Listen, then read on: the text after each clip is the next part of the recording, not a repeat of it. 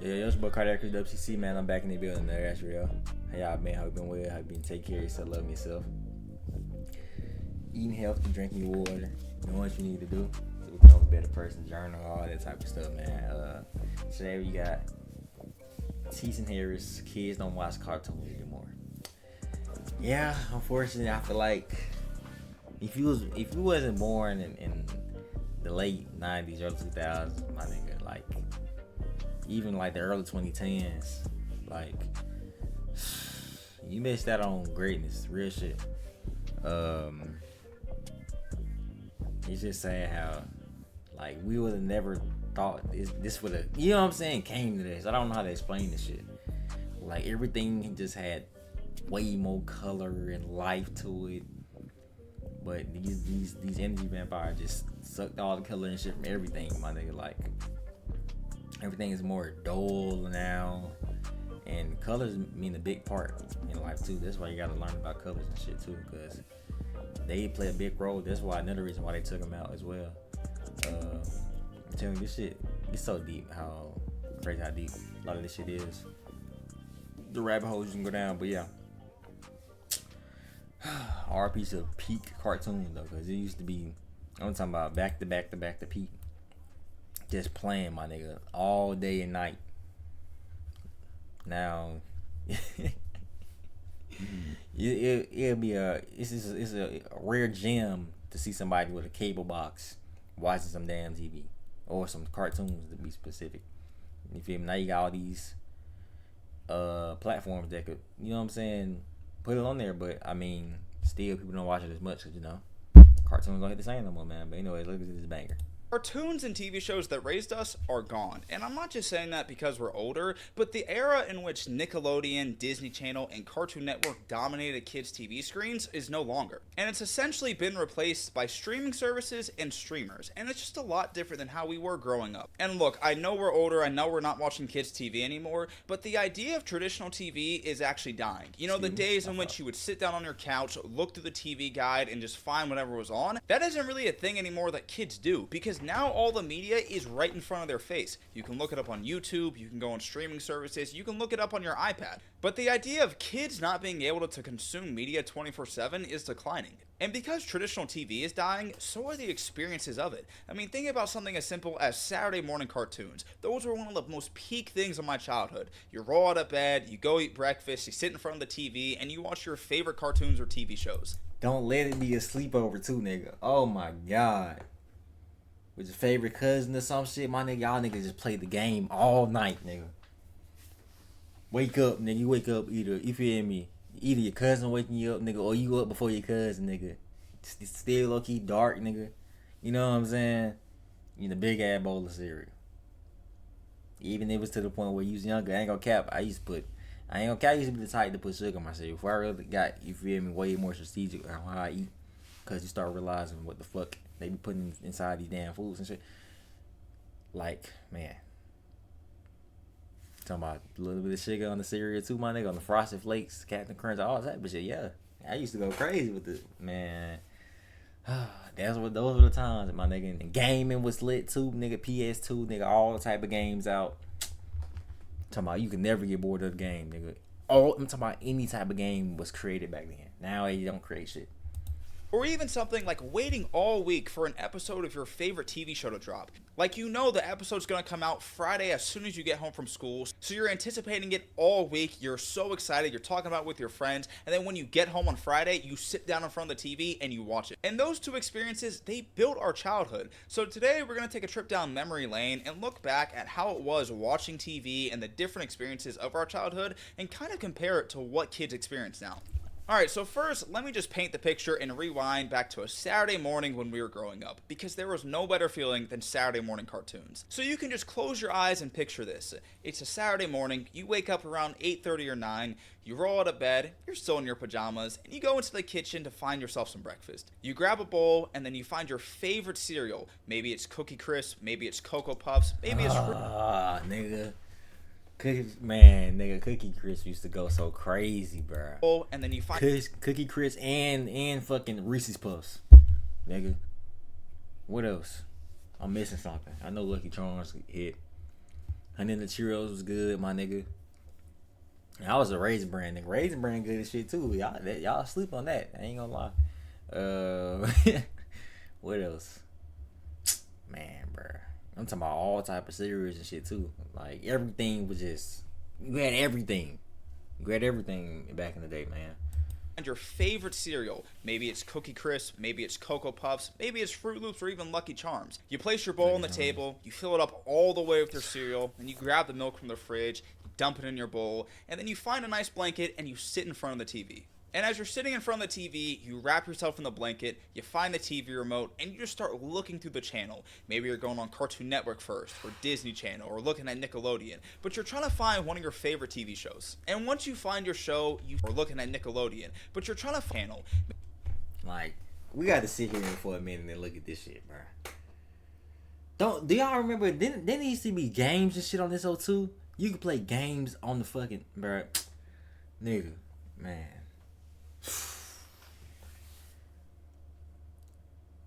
And then you play all type of games and shit. Look at this shit, man. Hey, look. Oh, shit. But yeah. It was all type of games and shit. And I'm thinking of something. But, oh, yeah, I was about to say. One of the shows that I really used to watch for real, like, nigga, Transformers Prime, man. That season finale, nigga, when niggas thought Bumblebee was dead and shit, my nigga, oh my god. Nigga, I almost lost my shit.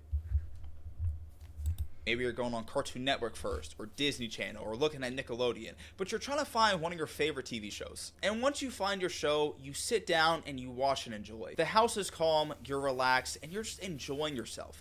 That experience is something that we all shared. And you could watch these shows for hours and hours, getting up in between commercial breaks, knowing you have about 3 or 4 minutes to put your food away, or get another bowl, or whatever it may be, but you knew the timing of these Saturday mornings like it was clockwork. But now, I'm gonna paint a different picture from our childhood. So close your eyes and think back to when you were a kid and you were watching your favorite show. Maybe it was Regular Show, or yes. SpongeBob, or Fairly Odd Parents, or Phineas and Ferb, whatever it may be. But think back to when a new episode was premiering, because everyone knew that a new episode will come out on Fridays, and that feeling of anticipation for the week was like no other, because new episodes came out on Friday, and the anticipation leading up to that day was insane. You and your friends would be at school talking about what the new episode could be about, or what the last episode was. Maybe there was a cliffhanger, maybe there was a new character introduced, but the anticipation that followed from every Friday to Friday was such a fun time to experience. But I want you to just think about the shows that we had. We had shows on Nickelodeon like SpongeBob and the Fairly Odd Parents. You had Disney Channel like The Sweet Life of Zack and Cody, Wizards of Waverly Place to Kim Possible, and then on Cartoon Network you had Ben 10, Regular Show, Adventure Time, The Amazing World of Gumball. Was Generator Rex on that hoe too? Man, I think Generator Rex was on Cartoon Network. Man, Generator Rex, man, nigga, like, fuck, man. Like, then you got Disney XD, my nigga, all the Lab Racks, nigga. Like, goddamn, this is another show I'm thinking of. Batowski? That show. Max Steel. What's it called? Sluggonauts? Where they had the slugs inside the guns and shit. Bro, like, oh my fucking, like, nigga, I'm telling you. Didn't Tron have a show too? Or am I tripping? I swear, I don't know why I'm thinking Tron had like an animated show. Maybe I'm tripping. These were such elite shows that had millions of kids watching every single week. And something very underappreciated about this era is that we would only get one new episode every single week. So we had to learn how to be patient. We had to learn how to occupy our minds with something else, even though everybody inside was dying just to see what the new episode was. You'd be counting down the days, theorizing about what could happen, and that experience, think about it, it's something that a lot of kids don't experience now. But I really want to compare and contrast what our childhood was versus what it's like for kids nowadays, because the difference is starker than you think. Because now with streamers and streaming services, they don't have to wait until it's just a Saturday morning, or they don't have to wait for the one new episode a week, because a lot of their content is at their hands 24/7. They can look it up on YouTube or on some streaming site, or they can watch a streamer who does a live stream every single day for 4 or 5 hours. And here's another thing about the TV shows that raised us. Every single episode had a lesson for us to learn. And I was just about to say that shit. I was literally this crazy. I was about to say it literally tied in into a fucking lesson on what to do and to not do. You know what I'm saying? Like, it taught you something. But a lot of these streamers now, they just want to promote emasculation and shit and zesty shit. Like, it's nothing wrong. Like I said, there's nothing wrong with being who you are and all that type of shit. But a lot of them just do it for like the joke of it. You know what I'm saying? And they don't teach you nothing. Like, a lot of this is exactly why I say, like, you feel me? I try to, you feel me, motivate y'all at the start in my videos, because like I said, I'm here to, you feel me, make sure that y'all are okay as well. You know what I'm saying? I'm not just doing this for my gang, you feel me, like I said, because I know a lot of people be going through shit, and then life shit can be way worse in different positions in reality. And you feel what I'm saying? Different people got different storylines. Everybody has a different storyline. So that's why I always try to motivate the people that watch me and make sure they stay in your shit and keep loving yourself, man. Because like I said, I love you. You got people that love you. So you feel me? A lot of these streamers, they ain't gonna say that. They ain't gonna say none of the real nigga shit, because you know they too brainwashed on finding another shock value moment, to the point where they can't even show appreciation to the people that's creating that reality. You know what I'm saying? So yeah. Know this may be something that you don't really care about, but think about it. When you're growing up, the media you consume is super important. And whether or not you realized it, every episode of SpongeBob, Ben 10, Amazing World of Gumball, there was always some lesson that you were being taught. Maybe it was to share, maybe it was to be honest or have integrity, but you learned something. But then compared to what kids are watching nowadays, a lot of the streamers they watch, or the content creators, some of their content isn't great for... Like, exactly. That's what I'm saying. Straight brain rot. Red pill, shooting up, drugs and shit. You know what I'm saying? Like, being destructive, all type of shit. Like, I'm telling you, man, a lot of these niggas are plants in reality. You want to be honest. You can just tell, bro. Once you put them goggles on, you can never take them off. Shout out to bro. But yeah, when you start seeing shit for what it is, man, a lot of these niggas, you can just see clear as day, just plants, bro. Nowadays, a lot of the streamers they watch, or the content creators, some of their content isn't great for kids. They're doing disrespectful things, they're harassing other people, and they're just not setting good examples. And some of these content creators, they reward bad behavior. They make it seem like it's really funny to be disrespectful or cause chaos. And when you're a young kid and it's crazy how he just showed a couple people, and all the, and literally 95% of these niggas that he just showed are all on Kick. Once again, telling you, man, them niggas on Kick straight plants, especially the leader, Ross. All them, bruh. That nigga's the leader of the brain rot community. I'm telling you, bruh. If Kick was ever came in the future where Kick was shutting down, my nigga, oh my God. I'm telling you, this world would change. I'm telling you, this whole entire world would change, my nigga, for the better. We can get shit done instead of spreading brain rot. You feel me? Like, you gotta think about it on X. It's brain rot, racism on X, gooners, and then you got fake false narratives on that bitch.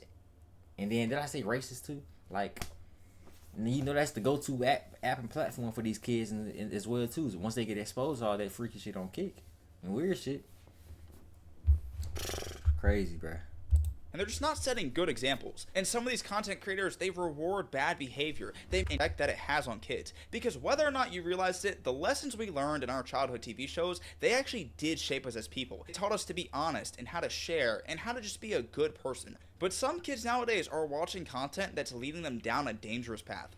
Because I don't think it's a good thing for impressionable kids to be watching these creators who just go out and harass people, or the ones who do pranks that are really just disrespecting people. But then another point, think about how our childhood was with TV shows. We knew that each episode was going to be about 22 minutes, and you would have the intro, and then you have commercial breaks for about 2 or 3 minutes, then the rest of the episode for about 10 or 11 minutes, then more commercials, then you'd have, maybe 6 or 7 minutes of an episode, then commercials, and then finally the episode would end. And that pacing of the episode, it taught us structure, but it also taught us patience, because we knew we couldn't just keep watching continuously. There were going to be advertisements, there were going to be commercials, and that gave our brain a break. But once again, we fast forward to today, and kids can consume media 24/7. They can pay to watch without ads. They can skip to the next episode. They can rewind, fast forward. There's nothing that's stopping them from being impatient. But with all the points I've just made, some people might ask, how did we get here? And the answer is nuanced, but a simple answer, it's from the rise of streaming and content creators. Because Netflix and Disney Plus have dominated what traditional TV used to be. Because with the rise of Netflix and Disney Plus, traditional TV has disintegrated. Because these streaming services allowed for access to this content 24/7,